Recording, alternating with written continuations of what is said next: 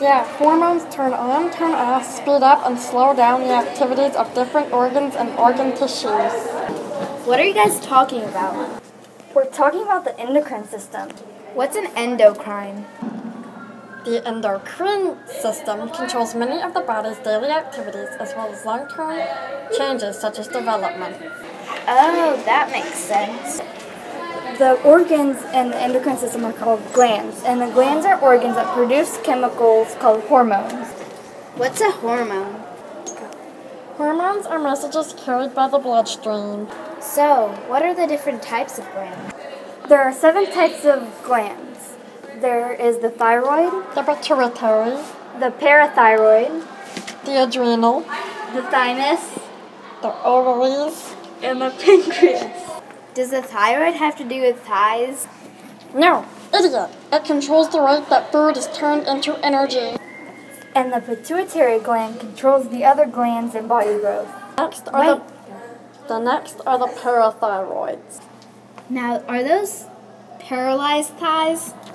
No, idiot! The parathyroids control the amount of calcium in your blood. Rutabaga alert. Your adrenals affect your kidneys and help you when you're excited, angry, or frightened. Next is the thymus. This one has got to do with thighs. No, idiot! The thymus helps the body's immune system to recognize and reject germs. Ovaries produce female characteristics and initiate female bodily functions. And finally is the pancreas, and it controls the body's use of glucose. All of these glands produce hormones. A hormone interacts only with certain target cells, which are cells that recognize the hormone's chemical structure.